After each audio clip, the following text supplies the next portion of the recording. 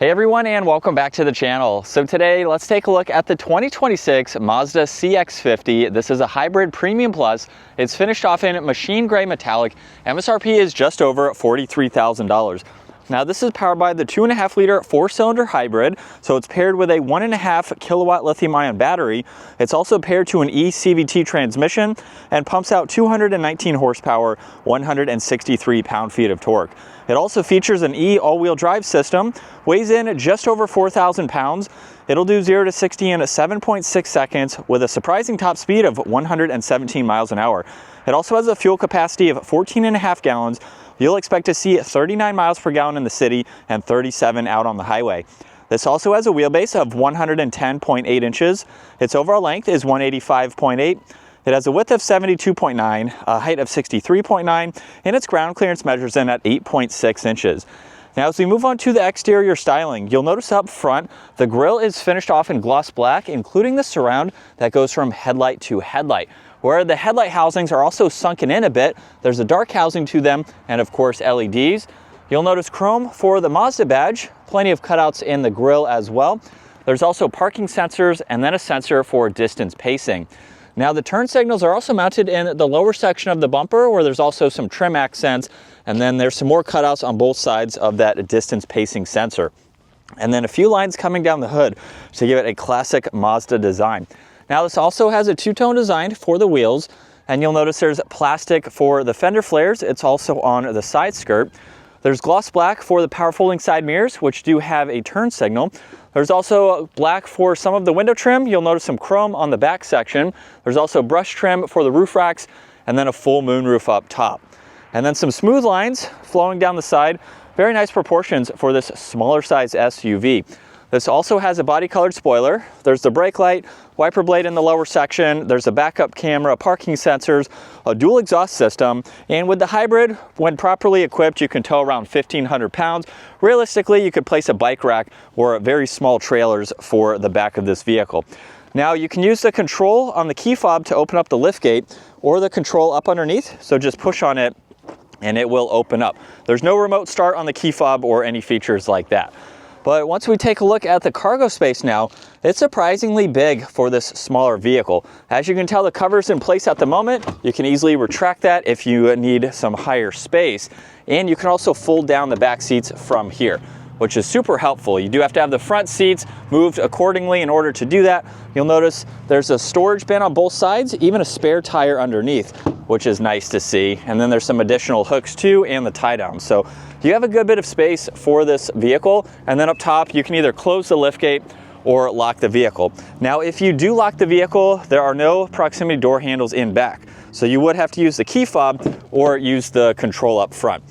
Now this is also paired with the red interior, which is really neat. There's some storage in the lower section. There's some chrome for the release handle. And then with the headrest adjusted, you can see they fold almost flat, but again, giving you an ample amount of space to put in some larger items. And then here's a look at the seats, where there's also a release up top if you need to use that instead of the one in the back. And then at 5'10", I have a good bit of space for the smaller size. These are heated seats too. There's vents, some auxiliaries down below. And then I have about a ½ inch or less. I'm almost touching the headliner here. So again, for its smaller size, I could ride around town. It is perfect for adults. Car seat possibly, depending on how the front seats are adjusted. But if you're not looking for a big vehicle, this is definitely one that you can make work. Now there's also the armrest with cup holders, and then the seats have the 60-40 split, as you saw earlier. And then there's the windows in the back here, just to give you some more visibility around that pillar.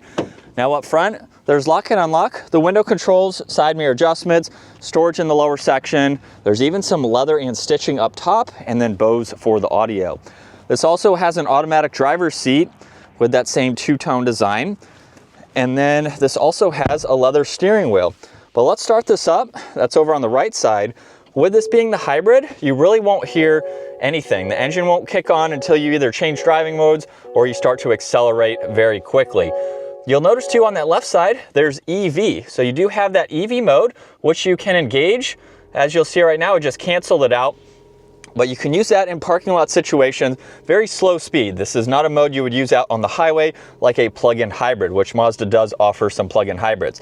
On this left side, there's volume and tuning, along with Bluetooth and voice commands. There's also an info button, and you can scroll through some information within the miles per hour here. You'll notice that entire digital screen will change depending on what you'd like to see.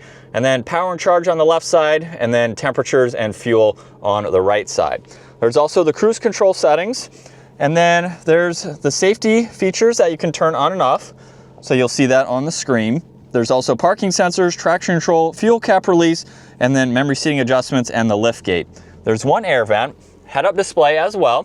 And then with the infotainment system, it is not touch screen unless you have your phone paired. So there's controls down below in order to go through this information.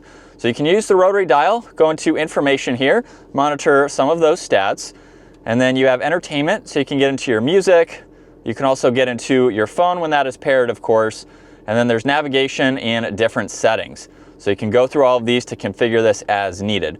Would be nice if it was touch screen, but you have your Apple CarPlay and Android Auto that you can hook up. It's also a very far screen to reach for, so these are easier to use, where there's also a favorites button and then volume and tuning.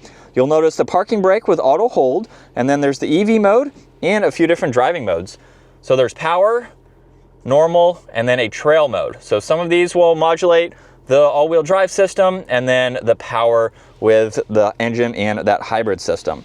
This is how you put it into reverse, where there's a backup camera and the parking sensors, and then there's drive, and you can shift using the shifter here. There's no paddle shifter, so if you'd like to do that, you have the shifter down below. There's also cup holders, a little bit of storage in front of that, and then all the climates are laid out very nicely, where you have temperatures on both sides. There's also fan speed where you'd like the air to go, some defrosters, and then heated and ventilated seats and a heated steering wheel too. Now there's also wireless charging tucked up underneath the split armrest, so when you open this up, you can see it of course, but you can also reach from it when this is closed. And then there's some auxiliaries, a little bit of storage down below. There's also plenty of storage in the glove box, where there's also more of the leather and stitching. You have two air vents for your passenger there, garage door buttons up top with dome lights and a sunglass holder, and controls for both the sunroof and sunshade. And then here's a look at visibility. Small vehicle, but you have a good bit of glass over both sides. So it makes it very open and roomy for this vehicle. So behind the wheel now for the CX50 Hybrid, I want to start off in the parking lot here because I just engaged EV mode.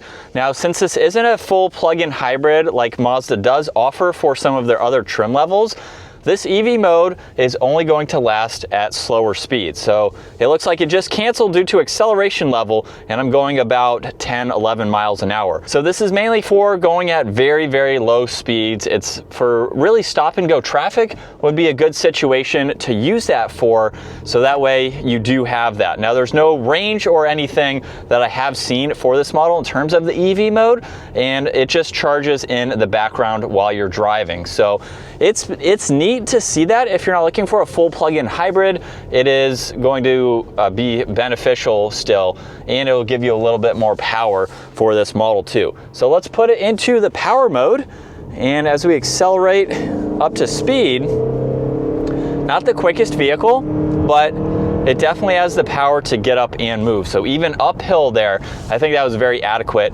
for this model. Now it's also worth noting that you can go with the turbo for the CX50. There's also some other models, like I mentioned, some plug-in hybrids and different trim levels, of course, with this in general. But this has been a great smaller vehicle to commute with for the last couple of days. With its smaller size too, it's still very practical as well. So it's in that compact SUV segment if you're not looking for something large, but you still want an SUV, you want to sit up a little higher than a sedan or a coupe, it's definitely a great option. Now at 5'10", I have a good bit of space up front and maybe 200 or so inches of headroom. And this is a height adjustable seat, but it looks like that is all the way down. So if you're a little bit taller than me, it might be okay. And there's also the manual adjustment for the steering wheel. So if you do have people behind you, you just of course have to accommodate for leg space, just depending on who is in the vehicle. And as far as just driving this has been, it's very comfortable. There's not a lot of road noise or wind noise. I've done a few highway trips with it, and it seems like a very composed vehicle, especially for its price. So I think it's a great option. We have some nice materials. There's some soft touch materials where the plastic would be, but it blends in nicely with the rest of these materials here. And everything is super easy to use. Seats have also been very comfortable as well. I like the fact too that we have the all-wheel drive system, so that way if you're driving in some more inclement weather, you have that intelligent all-wheel drive system to help you in some of those situations. And we'll go into power mode now from second gear using the shifter. Here we go. And we can get up to speed. Now, this really isn't meant for shifting gears.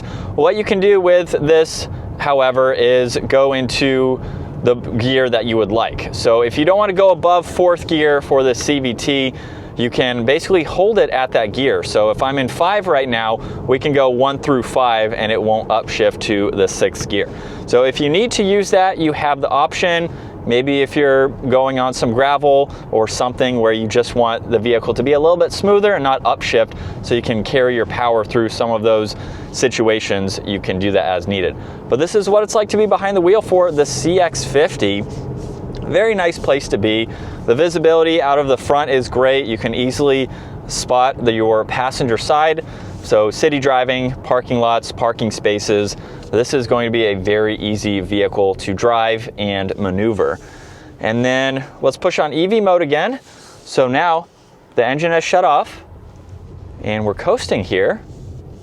But as soon as I start to accelerate, we're back to the engine. So it is nice that you can go between both of those settings. I think it's great for not being a plug-in hybrid.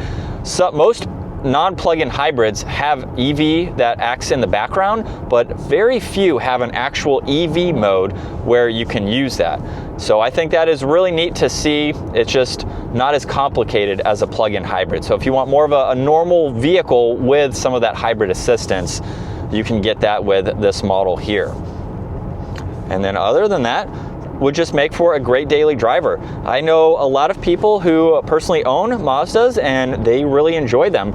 It's a great, more basic vehicle in terms of some of the tech, but it gives you all of the necessities really. A lot of standard safety features, hooking up your phone, going through all that information, and then some of these nice amenities down below. So making this a great daily driver, one that you can rack the miles up on and just have a comfortable vehicle to drive. Well under the average price for a new vehicle. Still in the $40,000 range, of course, depending on the trim level that you go with. But for a brand new vehicle in today's market, definitely a great option.